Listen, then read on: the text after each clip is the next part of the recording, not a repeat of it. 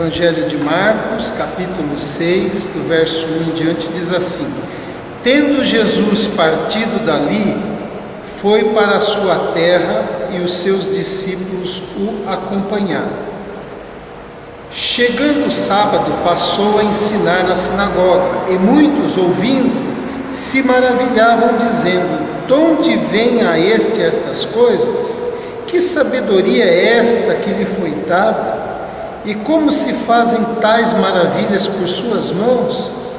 Não é este o carpinteiro, filho de Maria, irmão de Tiago, José, Judas e Simão? E não vivem aqui entre nós suas irmãs? E escandalizavam-se nele. Jesus, porém, lhes disse: Não há profeta sem honra, senão na sua terra, entre os seus parentes e na sua casa. Não pôde fazer ali nenhum milagre, senão curar os poucos enfermos, impondo-lhes as mãos. Admirou-se da incredulidade deles. Contudo, percorria as aldeias circunvizinhas a ensinar. Até aqui. Nas narrativas aqui anteriores ao capítulo, nós podemos perceber que há um destaque das pessoas que estavam abraçando a fé, estava crescendo.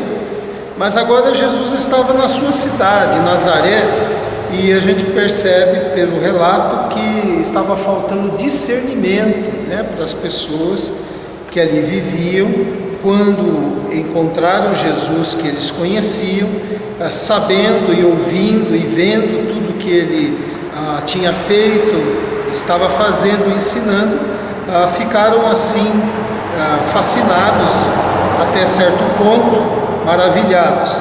No verso 6, do verso 1, capítulo 6, do verso 1 ao verso 3, nós vemos aqui que essa sabedoria de Jesus traz um espanto para eles, Traz um espanto, Eles se maravilhavam e diziam: de onde vem estas coisas? Que sabedoria é esta? Mas logo em seguida parece que pelo fato deles conhecerem Jesus, conheciam bem a Jesus e a sua família, esse lado da humanidade de Jesus acabou trazendo um certo obstáculo, pois a gente vai ver. Além de tudo isso, eles sabiam sobre o nascimento de Jesus, conheciam Maria e o chamam de filho de Maria, uma expressão incomum, porque todo homem, todo filho era conhecido pelo nome do seu pai. Então aqui os judeus diriam: Jesus, o filho de José, mas eles não dizem o filho de José e falam o filho de Maria, e há um tom aqui de preconceito. Depois a gente vai ver. Eles recusaram-se a crer que Deus estava operando por meio de Jesus e sentem um ressentimento. Essa expressão "e escandalizavam-se nele" significa eles sentiam-se ofendidos, Eles tornavam-se, o conhecimento que tinham de Jesus tornava-se um obstáculo. Eles estavam movidos pela desconfiança, com o pé atrás, desaprovando, estavam aborrecidos daquilo que eles estavam vendo. Porque é interessante, nós lemos aqui no verso 2, no começo, dizendo que eles se maravilhavam, fazendo aquelas perguntas que fizeram. Mas depois de identificar e nomear quem era Jesus, carpinteiro, filho de Maria, e cita os irmãos, e cita que havia irmãs ali no meio deles, eles se escandalizavam. Então nós vemos que esse maravilhar, esse espanto, não era um maravilhar, um espanto de algo muito bom no sentimento deles, essa expressão é muito mais do que eles se sentiram ofendidos de ver que aquele carpinteiro estava assim, da parte de Deus, regado de unção, Então o que acontece? Eles voltam as costas com a palavra que eles trazem, sem saberem que voltando as costas para Jesus, também estavam voltando as costas para Deus, porque Jesus disse: a vida eterna é essa, que te conheçam a ti, único Deus verdadeiro, e a Jesus Cristo a quem enviaste, né? Não adianta crer em Deus e não crer no Filho, né? Então, depois dos versos 4 ao verso 6, nós vemos que Jesus se declara profeta, mas mais do que um profeta, ele diz que ele é um profeta sem honra, né? Entre os seus parentes, na sua própria terra, na sua casa, e ele não foi o primeiro a ser rejeitado. Aí ele usa esse ditado popular, que é um profeta sem honra, né? E a falta de discernimento de quem era Jesus de fato, a dureza do coração, o julgamento que eles estavam fazendo, faz com que eles percam vantagens da presença de Jesus no meio deles, né? Que nós vamos ver aqui. A passagem até começa boa. Chegando o sábado, passou a ensinar na sinagoga, e muitos ouvindo se maravilhavam, dizendo. E eu fiquei pensando, que tipo de maravilha, que tipo de espanto é esse que escandaliza, que não é bom, né? E eu queria falar um pouquinho sobre isso. E o primeiro desses versos 2 e 3 que nós lemos, que eles se maravilhavam, da onde vêm estas coisas, que sabedoria é esta, que maravilhas são essas feitas por suas mãos, e depois se escandalizavam nele. Nós aprendemos que há diferentes acolhimentos de maravilhas, né? Há maravilhas realizadas por Deus que são acolhidas carregadas de alegria, né? A gente fica espantado com o poder de Deus, de como Deus atuou naquela vida, como Deus abençoou aquela vida. É carregada de louvor no coração, é carregada de um reconhecimento da ação do poder de Deus, é carregada de uma surpresa boa, né?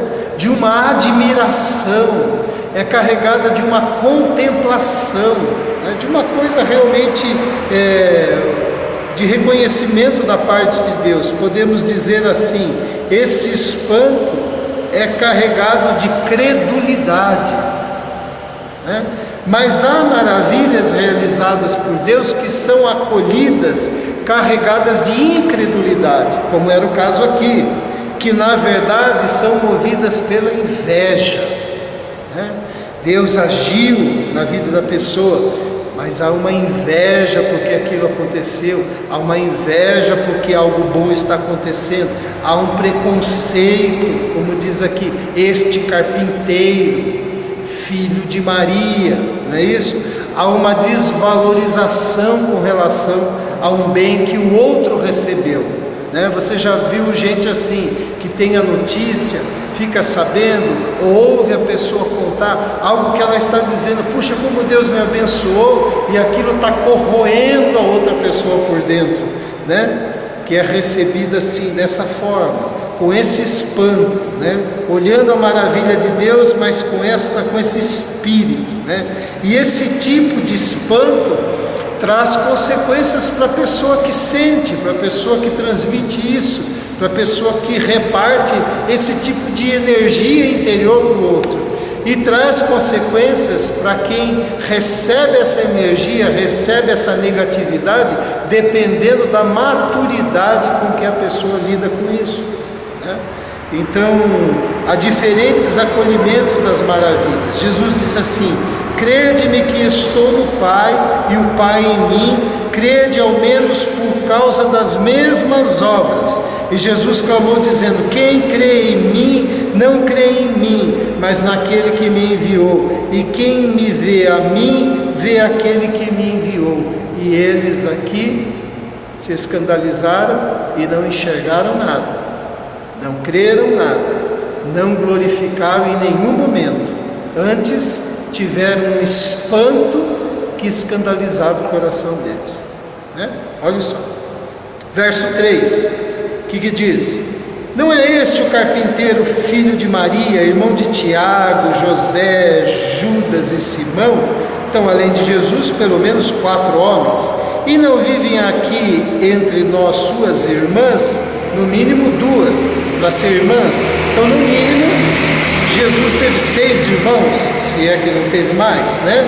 E o ensino que eu quero trazer aqui nesse verso, que eles escandalizavam-se nele, é que esse tipo de acolhimento invejoso da maravilha que Deus realizou, não permite com que a pessoa se alegre pelo bem, né? Eles estavam tão cegos, tão cheios de inveja, com tanta negatividade, que eles não conseguiam enxergar que pessoas estavam sendo curadas das suas enfermidades. Olha, talvez muitos dos que foram alvos da maravilha de Deus fossem pessoas conhecidas da cidade, pessoas que eles conheciam, mas não há nenhuma alegria de ver aquele que estava doente são. Eles não enxergam isso, eles se fixam na família de Jesus, na história familiar de Jesus. Então eles não se alegram com o bem, eles perdem a oportunidade de receber a explicação do Senhor, eles perdem a oportunidade de ter compreensão do que estava acontecendo, eles perdem a oportunidade de encher o coração de gozo, de ver pessoas serem restauradas, serem curadas, receberem todo tipo de maravilhas. E as maravilhas aqui são curas no físico, pessoas sendo libertas de demônios, orientação para a vida, transformação de caminhos ruins, tantas maravilhas. Eles não se alegravam, né? Agora, um bom exercício para o nosso coração é o seguinte: quando nós recebemos a notícia que um irmão recebeu um bem, não é um bem material, um bem vindo da parte de Deus, que pode até ser um bem material, mas um bem no qual ele está atribuindo a Deus, ele está glorificando a Deus, ele está dizendo: eu orei e o Senhor respondeu, o Senhor foi misericordioso com a minha vida, olha só o que aconteceu. Nós notarmos que movimento acontece no nosso coração, se nós nos alegramos, se o nosso espanto é um espanto de quem diz: puxa, como o nosso Deus é bom, como o nosso Deus é um Deus de perto, como o nosso Deus é um Deus presente, como o nosso Deus é um Deus poderoso. Ou a gente fica com aquele espanto, né? Com aquela pontinha, né, de inveja por causa que aquilo aconteceu com o outro e não comigo. É um exercício, né? Alegrai-vos com os que se alegram, chorai com os que choram, tende o mesmo sentimento uns para com os outros, em lugar de seres orgulhosos, condescendei com quem é humilde, não sejais sábios aos vossos próprios olhos. É a orientação do Evangelho para a nossa vida, mas é um elemento de autoexame, porque o acolhimento invejoso não permite que a gente se alegre pelo bem, e alguém que não consegue se alegrar pelo bem é mau, né? Outro ensino, verso 4: Jesus, porém, lhes disse: não há profeta sem honra senão na sua terra, entre os seus parentes e na sua casa.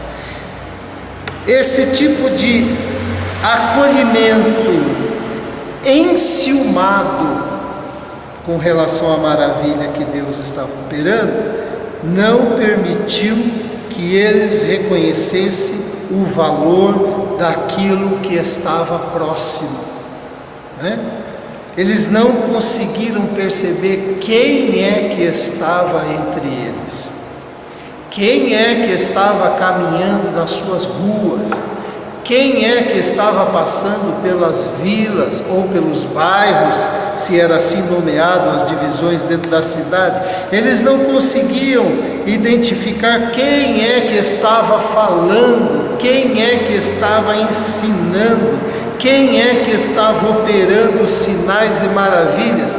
Eles só conseguiam enxergar que era um carpinteiro, mas não conseguiam enxergar que era o Messias, que era o prometido, que era o ungido, e que os sinais autenticavam a vinda do Cordeiro de Deus no meio deles, né? Então esse ciúme da maravilha que Deus opera faz com que eles não enxerguem quem está perto deles. Olha só o que Jesus disse em Lucas: o Espírito do Senhor está sobre mim, pelo que me ungiu para evangelizar os pobres, enviou-me para proclamar libertação aos cativos e restauração da vista aos cegos, para pôr em liberdade os oprimidos e apregoar o ano aceitável do Senhor. E tendo fechado o livro, devolveu o assistente, sentou-se, e todos na sinagoga tinham os olhos fitos nele. Mas Jesus faz a declaração de que ele era aquele no qual veio regado pelo Espírito do Senhor para libertar, para curar, para trazer o bem para aqueles que sofriam, e eles não conseguiram enxergar. Tanto não conseguiram porque logo após essa fala de Jesus diz assim: todos na sinagoga, ouvindo estas coisas, se encheram de ira. Pode? Jesus dizendo: o Espírito do Senhor está sobre mim, e ele não estava só falando, as pessoas estavam vendo o bem que ele estava realizando, humanamente impossível, e eles se encheram de ira, e levantando-se, expulsaram-no da cidade, levaram até o cimo do monte sobre o qual estava edificada, para de lá jogarem Jesus para baixo. Jesus, porém, passando por entre eles, retirou-se. Veja, né? Então, como que esses ciúmes não permite que se perceba quem é que está perto, né? Quem é que está agindo. Fica cego, né? Produz malignidade no pensamento e nos atos. E por último, no verso 5 e 6, diz assim: não pôde fazer ali nenhum milagre, senão curar uns poucos enfermos, impondo-lhes as mãos. E admirou-se da incredulidade deles. Contudo, percorria as aldeias circunvizinhas a ensinar. Esse tipo de acolhimento preconceituoso das maravilhas que Deus operou escassa os milagres. Escassa os milagres. Além de todos esses aspectos negativos que nós falamos aqui, da inveja, da cegueira, da falta de alegria, porque o outro, o terceiro, o outro está sendo abençoado, o privilégio de ter o Messias, os seus corações estavam cheios de preconceito, porque a referência, então, voltando e explicando, quando ele diz não é o filho de Maria, e esse não é o gesto, não é a fala comum entre o judeu, porque a genealogia começava pelo pai, mas o tom é o seguinte: ele não é o filho daquela Maria, né? Daquela Maria que teve aquele assunto, lembra de José? Talvez José não fosse vivo nesse período, mas daquela Maria. Então, cheios de preconceito, né? Com relação. Como consequência, o ambiente, você imagina qual era o ambiente? Um ambiente de desconfiança, um ambiente de preconceito, um ambiente de ciúmes, um ambiente de inveja, um ambiente de maledicência, porque eles estavam falando entre eles, não é isso? Um ambiente de escândalo no coração, de espanto negativo. Esse ambiente não é um ambiente fértil para o milagre, né? Não é um ambiente fértil para o milagre, mas é um ambiente produtivo, né? Então, diante de tudo isso, o que acontece? Eles perdem a presença de Jesus. Jesus não pôde fazer ali, olha só, Jesus não pôde fazer ali nenhum milagre, se não curar uns poucos enfermos. Admirou-se da incredulidade e percorreu as aldeias circunvizinhas, saiu dali. Olha o privilégio que eles perderam. Jesus se afastou, perderam de serem enriquecidos pelo próprio Deus caminhando entre eles. Quantas coisas eles podiam ouvir, quantas graças eles podiam receber, quantos privilégios eles podiam ter por causa da presença de Jesus, quantas bênçãos dentro deles, fora deles, eles poderiam ter se tivesse acolhido a maravilha de Deus com um coração bondoso. E a gente não pode se enganar, o mesmo acontece na nossa existência se o nosso coração estiver carregado dessas coisas, né? Olha só, no texto a gente viu que há um espanto, há um maravilhar-se com Jesus, mas que não acompanhava a fé, né? Acompanhava a inveja, acompanhava a incredulidade, acompanhava o escândalo, vindo à tona o que estava no interior deles, mostrando que a raiz não era boa. Então o fruto do lado de fora não podia ser bom também, né?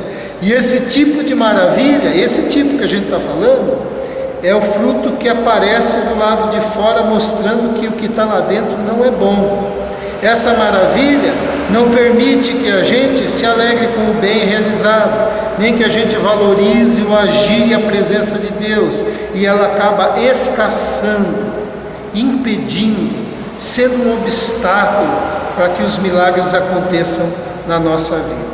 Eu queria encerrar essa mensagem dizendo o seguinte: que tipo de espanto há no seu coração? Que tipo de maravilha? Com o que você se maravilha? E quando você se maravilha com algo que Deus fez na vida de outra pessoa, que tipo de espanto acontece no seu coração? Vamos orar?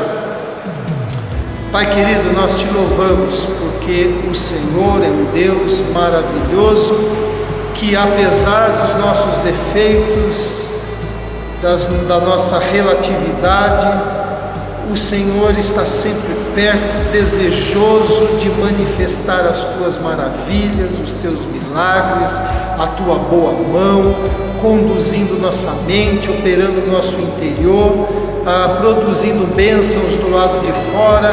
Enfim, o desejo do Senhor é manifestar todo o bem que procede dos céus, do teu trono, sobre a vida do ser humano, sobre a nossa vida. Agora, Senhor, nós reconhecemos isso e te agradecemos e pedimos que o Senhor nos ajude a identificarmos em nosso coração aquele espanto que não é acompanhado por fé, e que aquele maravilhar-se que não é acompanhado de credulidade, mas a ponta de inveja, a ponta de ciúmes, a ponta de desconfiança, de dúvida. Ó Senhor, arranca isso do nosso coração, se assim for encontrado pelo teu olhar, para que a gente não seja privado do que a tua presença pode realizar na nossa vida. Ainda assim, a graça do Senhor opera e nos abençoa e nos dá a oportunidade de confessar os pecados e ser limpo e perdoado pelo Senhor. Nós temos essa possibilidade. Mas como é bom, Senhor, quando o nosso coração se enche de espanto e de maravilha, que produzem louvores ao Senhor, gratidões ao Senhor, alegrias dentro de nós por ver outras pessoas, outros irmãos, qualquer um que seja o nosso próximo, sendo agraciado, recebendo chuvas de bênçãos na sua vida. Que o nosso coração se alegre e glorifique o teu nome, que o nosso olhar não se perca com as coisas que não valem a pena, que não se perca com um olhar que não seja um bom olhar, mas que seja o olhar do Senhor Jesus em nós. Em nome dele que nós oramos e agradecemos. Amém. Amém, irmãos. Deus abençoe.